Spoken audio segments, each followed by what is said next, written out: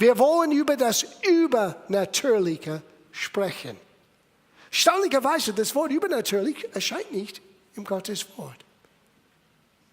Und wir alle wissen, Gott steht über die Natürlichen. Deswegen heißt das übernatürlich. Und es war mit dieser Absicht, was ich spürte, was Gott mir sagte, für uns als Gemeinde. Gott wollte diesen nächsten Thema, die wir miteinander studieren und angehen, er möchte es benutzen als Anspornung, dass jeder persönlich neu ausrichtet und neu anstrengt, um Gott zu begegnen, über das Normale, über das, was wir als Menschen in unserer Denkweise, wie Gott irgendwie reinpasst. Gott möchte aus den Schachtel herausbrechen, die du für ihn vorbereitet hast. Er mag es nicht, eingeschränkt zu sein. Er ist der Allmächtige.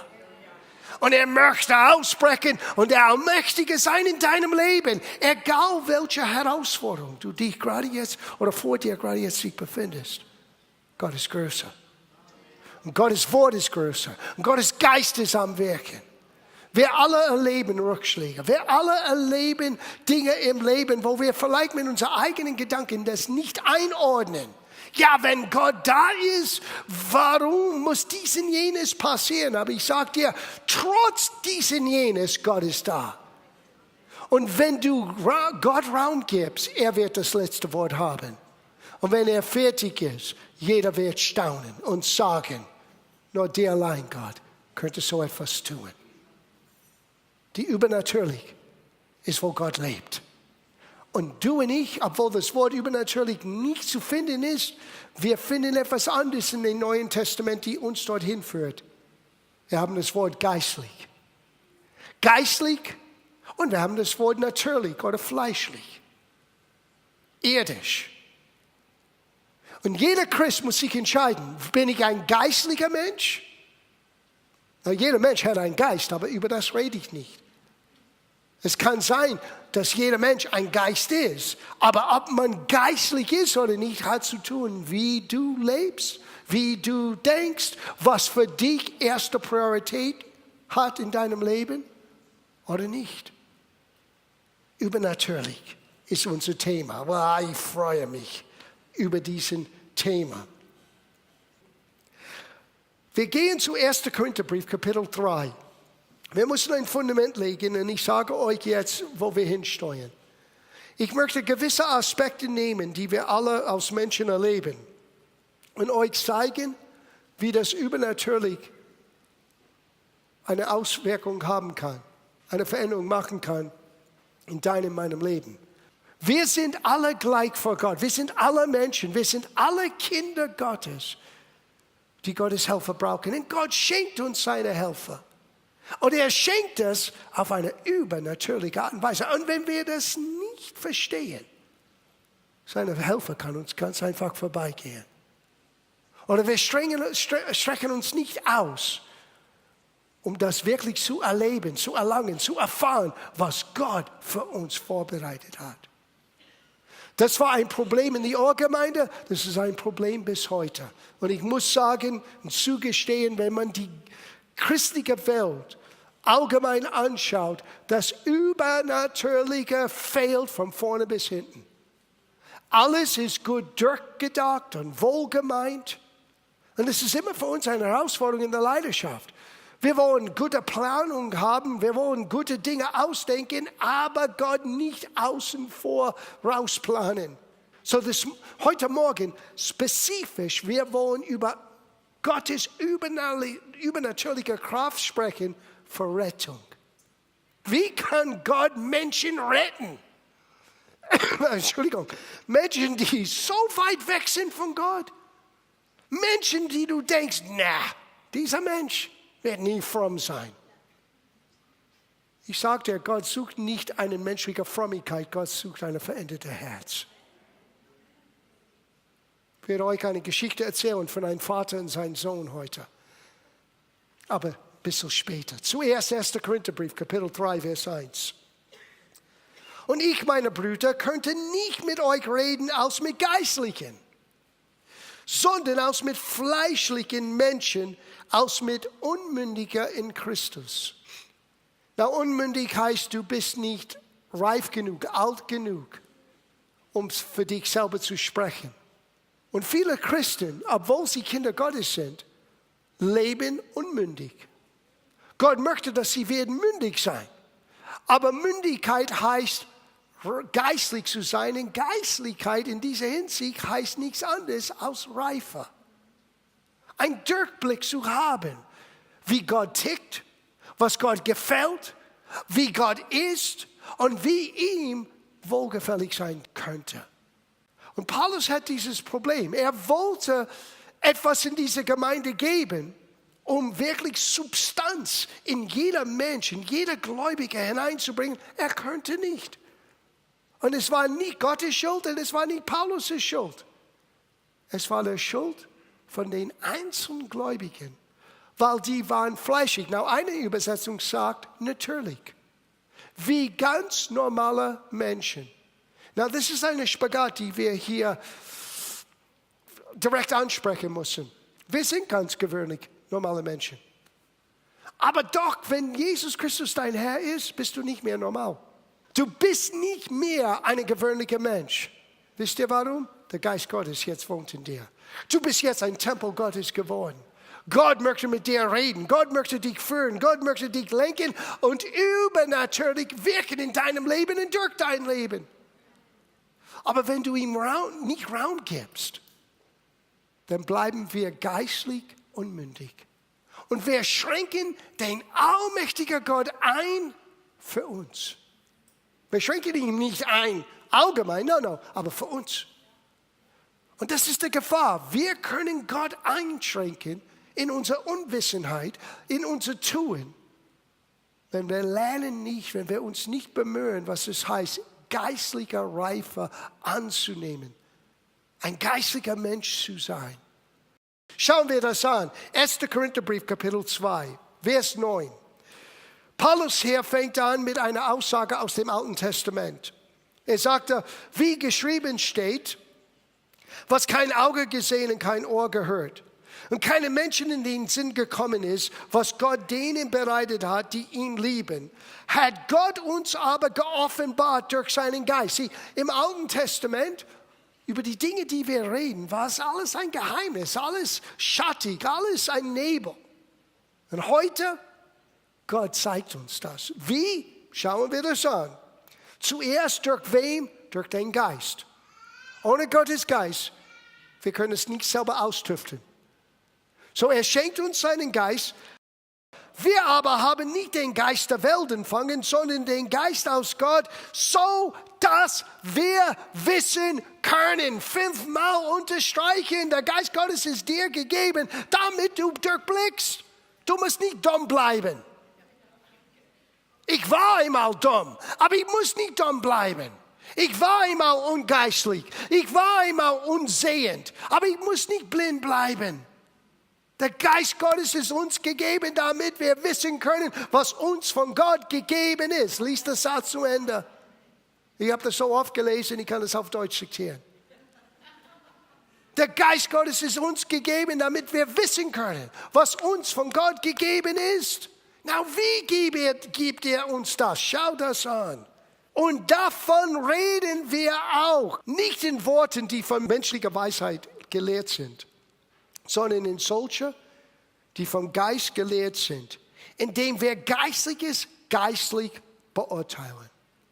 Diese Aussage, geistlich beurteilen, müssen wir entziften, enträtseln. Eine andere Übersetzung, der Amplified Bible auf Englisch sagt, indem wir geistliche Gedanken mit geistlichen Worten erklären. Na, mein ganzes Ziel für heute Morgen ist so einfach. Bitte, schlaf nicht ein. Ich kann dein Leben verändern. Dieses Wort ist Geist und ist Leben. Jesus sagte in Johannes Evangelium Kapitel 6, Vers 63, mein Wort ist Geist und es ist Leben. Wenn du möchtest über geistliche Dinge hören, lies deine Bibel.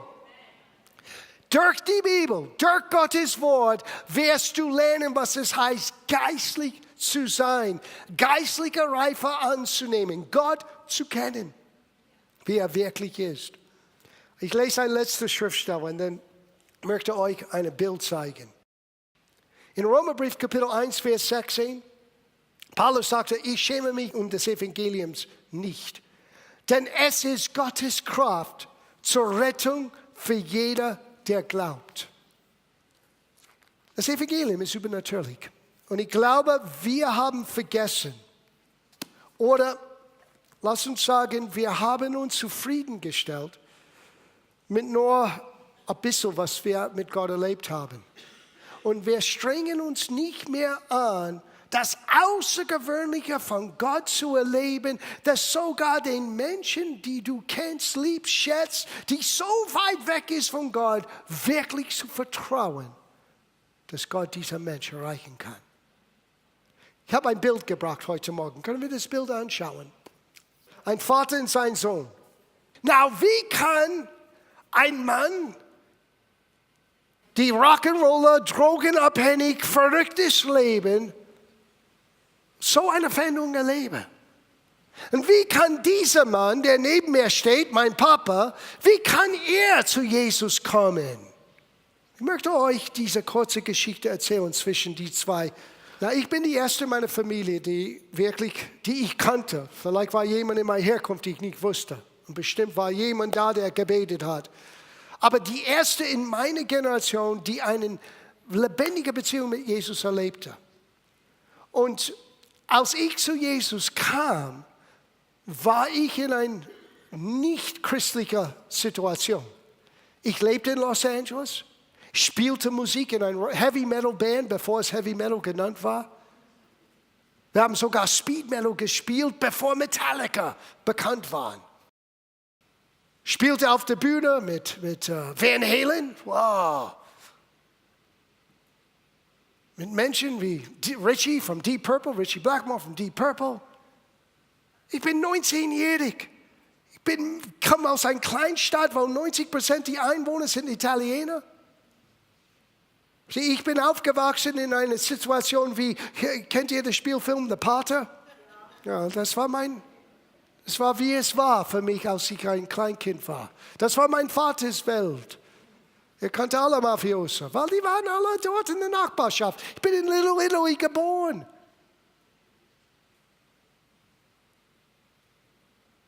Und dann kommt Gott zu mir. Zuerst rede ich über mich. Now, ich lebte weit weg von Gott, ich lebte in Kalifornien, ich wollte meine Karriere machen und ich bin in mehr Dunkelheit hineingekommen, als ich je dachte. Es ist schlimmer und schlimmer und schlimmer geworden. Und ich sage euch, und auch für unsere jungen Leute, das beste Zeugnis, die du geben kannst von Jesus, ist, dass du in ein Haus aufgewachsen bist, wo ich von Jesus hörte von klein an und er war immer in meinem Leben. Das war mein Wunsch für meine Kids. Manchmal die Kids, die hier aufwachsen, die denken, oh, ich verpasse etwas in der Welt. No, diese extra Gepäck, die du mittragen musst aus der Welt in Christus, ist nicht immer einfach. Und das Beste, was wir unseren Kids wünschen können, und wir müssen unseren Kids das sagen, das ist das stärkste Zeugnis. Du musst nicht in Dreck hineingehen, um zu wissen, das ist Dreck. Amen. So oftmals wir können, wenn wir unsere Geschichten erzählen, das schlimme Jahr verherrlichen ein bisschen und oh, ich wünschte mir, ich hatte eine Geschichte. Und deswegen sage ich unsere beide Geschichten heute Morgen. Weil beide waren übernatürlich. Bei mir war das so. Ich war so hartherzig, so weg von Gott. Meine Kumpels, Menschen, die ich kannte, seitdem ich in der 6. Klasse war. Ich war 11, 12. Wir waren alle zusammen, spielten Musik zusammen, vom Teenageralter an. Und eins nach dem anderen hatten irgendwie eine Erfahrung mit Jesus. Irgendwie Gott hat diese Clique erwischt. Und ich wollte das alles nicht hören. Ich bin weg von Gott, ich bin weg von meinen Freunden, ich ging meinen eigenen Weg. Aber diese Leute haben nie aufgehört, für mich zu beten und zu beten und zu beten und zu beten. Und eines Abends bin ich ganz einfach gewöhnlich ins Bett gegangen und Jesus ist in mein Zimmer gekommen. Und er sagte zu mir, das ist die letzte Chance. Und ich merkte, ich bin gebunden mit Ketten. Und er sagte, hier ist ein Schwert, nimm das und brech diese Ketten. Das macht dich ganz nachdenklich. Ich hatte große Angst. Und ich merkte, es gab einen dritten Wesen in diesem Raum. Na, wenn du mich fragst, wie sah Jesus aus? Ich habe sein Gesicht nicht gesehen. Ich habe nur seine Hand gesehen, das Schwert gesehen und seine Stimme gehört. Wie weißt du, dass es Jesus war? Ich sage dir, wenn du Jesus so begegnet bist, du weißt es. Du weißt es, du weißt es, du weißt es, du weißt es. Ich hatte keinen Zweifel, wer das ist. Und er sagte, der Feind, der Teufel ist hier und er kommt für dein Leben heute Abend. Heute Abend musst du eine Entscheidung treffen. Nimm den Schwert, brech diese Ketten. Und ich habe diesen Schwert genommen und in diesen, was ist ein Traum oder Vision, ich habe gegen diese Ketten geschlagen und dann bin ich gegen diesen dritten Wesen, die ich gesehen habe, auch geschlagen. Und in meinem Gedanken, ich merkte, das ist Krieg, das ist für immer, das ist jetzt vorbei. Und etwas packte mich von hinten. Und ich wusste innerlich, wenn ich jetzt nicht frei bin, das war's, Feierabend für immer. Und das Einzige, was in meine Gedanken kam, ist ein Satz, den meine Freunde mir immer geschrieben hatten. Wer immer den Namen des Herrn anruft, wird gerettet. Und irgendwie aus komischer Art und Weise ist dieser Satz vorgekommen. Und das Einzige, was ich sagte, war, Jesus, Jesus, Jesus. Und plötzlich bin ich wach geworden. Und dann dachte ich, wow, was ist jetzt passiert? Ich habe es nicht verstanden. Am nächsten Tag steige ich in einen Bus, weil ich hatte nicht so viel Geld zu dieser Zeit in meinem Leben. Bin ich mit dem Bus von Los Angeles nach der Ostküste, 3600 Meilen, 5000 Kilometer, 3 Tage in einem Bus, um nur mit jemandem zu reden. Die einzigen Christen, die ich kannte, waren diese Freunde, die nicht mehr in Kalifornien waren, die in meine Heimat zurückgekehrt waren. What is with me? Und ich habe gleich gemerkt, ich bräuchte keine Drogen mehr. Ich hatte keinen Entzug oder irgendetwas. Da war ich drogenabhängig. Du sagst mir, von 15 bis 22 habe ich jeden Tag Drogen genommen. Wenn du hättest mich damals gefragt, bist du drogenabhängig? Na. Aber irgendwie, ich bin innerlich, ich bin anders. Es war, als ein Last von meinem Rücken weggenommen war. Ich hatte einen Frieden, mein Kopf war so am Arbeiten. Ich habe mit niemandem darüber gesprochen. Bin nur dorthin gefahren, so schnell wie möglich, um zu sagen, bitte helf mir, was ist mir passiert? Ich habe diese Erfahrung, ich habe diesen Traum gehabt. Und die haben gelacht. Die haben gelacht und ich habe gesagt, ihr lacht. Ich sitze 3 Tage in einem Bus und ihr lacht. Ich sage, na, Jesus hat schon vor 2 Tagen gesagt, dass du unterwegs bist. Na, ich dachte, das war komisch. Dann habe ich gesagt, was ist mir passiert? Die sagen, John, du bist von neuem geboren. Du hast Jesus erfahren. Na, du sagst, wow, das ist spektakulär. Stimmt. Lass uns über den zweiten Mann reden, die wir gesehen haben an diesem Bild. Mein Vater ist seine Eltern waren italienische Einwanderer nach Amerika. Meine Großeltern sind gekommen in 1910, die waren Teenager. Mein Vater ist in 1918 geboren, fast vor 100 Jahren, nächstes Jahr 100 Jahre. Und typisch italienische Familie, die sprachen kein Englisch damals zu Hause, nur Italienisch. Und als Erstgeborenen, mein Großvater war sehr streng mit meinem Vater. Mein Vater hat nie ein Wort über seinen Vater gesprochen. Ich denke nicht, die hatten eine gute Beziehung gehabt. Nicht ein Wort, sein ganzes Leben lang. Ich habe nie ein Wort von meinem Großvater gehört, von meinem Vater, weil mein Großvater ist in den 40er Jahren gestorben. Meine Großmutter ist in den 40er Jahren gestorben. Mein Vater war 18, keine Mutter, kein Vater.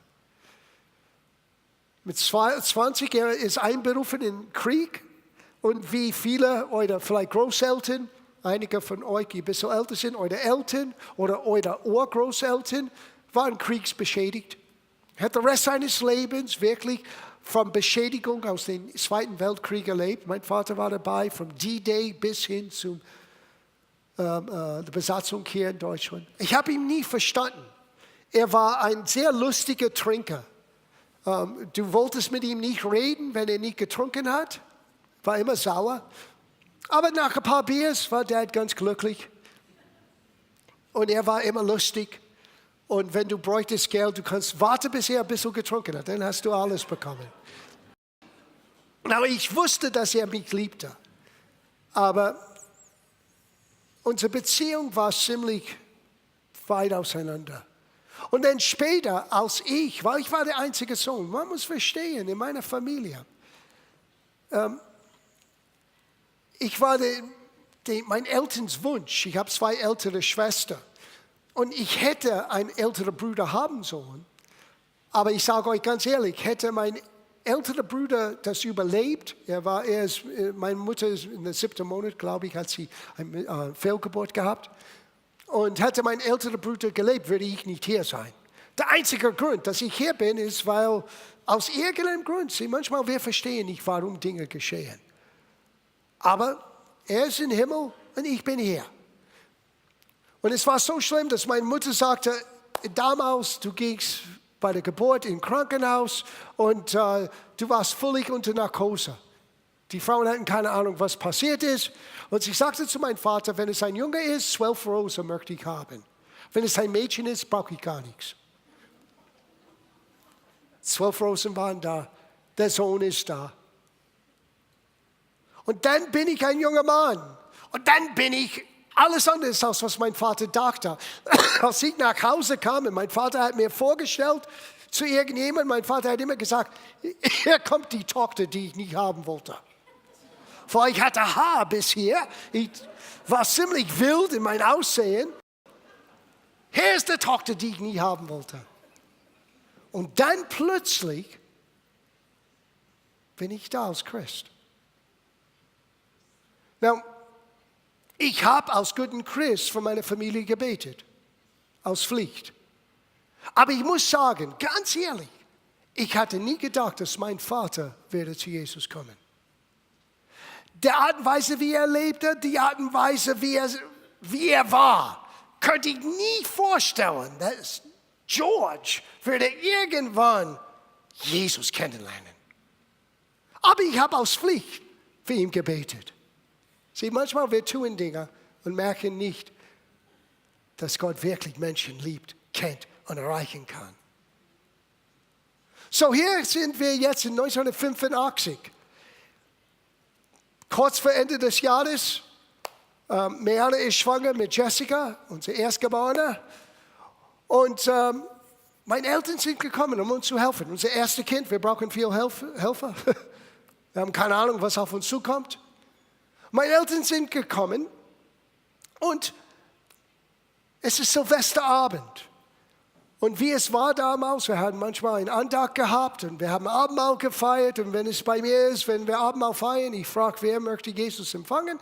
Und an dem Morgen, Silvestertag am Morgen, Gott sagte zu meinem Herz, der Heilige Geist sagte, heute Abend wird dein Vater Jesus empfangen. Öffentlich. Ich sagte zu Jesus, klipp und klar, das glaube ich nicht. Das glaube ich nicht. Die Antwort kam sofort, egal was du glaubst, du wirst es sehen. Stell dir vor, bevor Mitternacht, ich frage die Gemeinde, ist jemand hier, der Jesus in seinem Herzen einladen möchte? Ich würde gerne mit euch beten. Mein Vater steht auf und kommt nach vorne.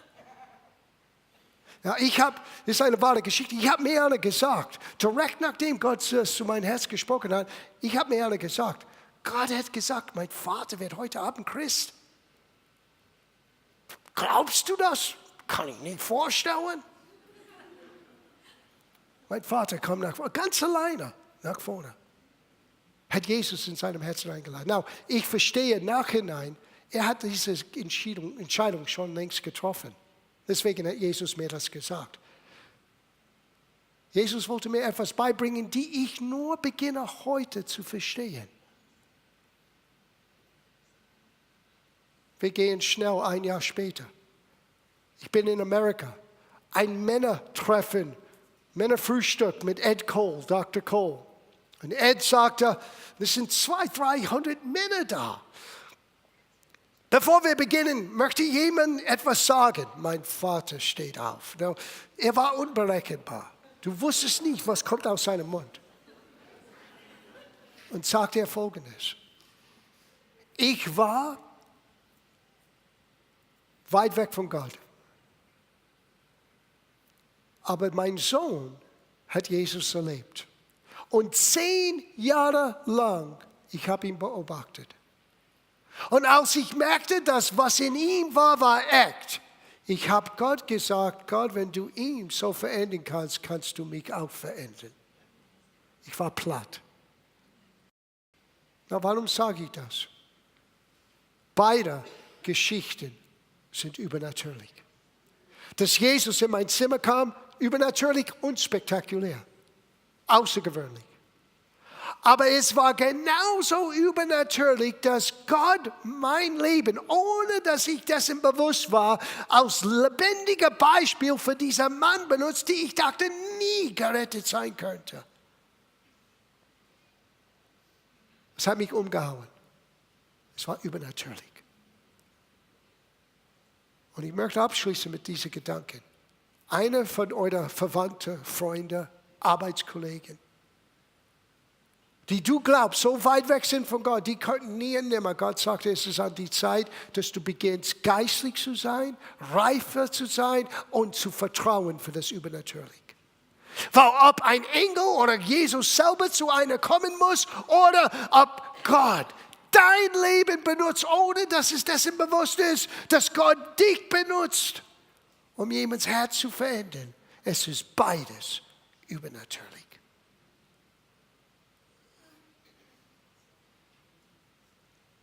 Wir haben manchmal, und ich habe das auch getan, so oft locker gelassen und wirklich die Größe Gottes nicht vertraut, um das Wichtigste von allem in das Leben von Menschen, die ich kannte, zu tun. Nämlich Menschen zu retten. Aber Gott möchte das ändern heute Morgen. Ich rede jetzt zu uns Christen. Es kann sein, jemand sitzt hier und du hast noch nicht Jesus in dein Leben eingeladen. Wir werden für dich auch beten, ganz kurz. Aber ich möchte dich ermutigen. Es gibt niemanden so weit weg von Gott, dass sie nicht zu Gott kommen können. Weil Gott ist nur ein Gebet entfernt. Das ist alles. Gott ist nur so weit entfernt, als wir bereit sind zu sagen, Gott, hilf mir. Und Gott braucht dich zu beten und auszuleben, was du weißt richtig ist.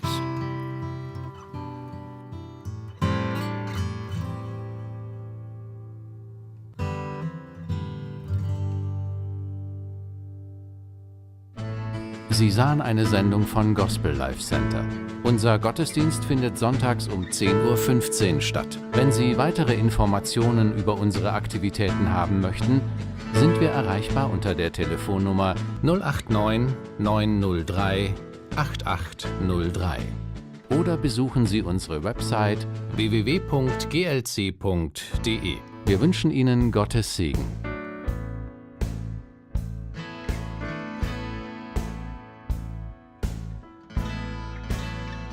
Wir beten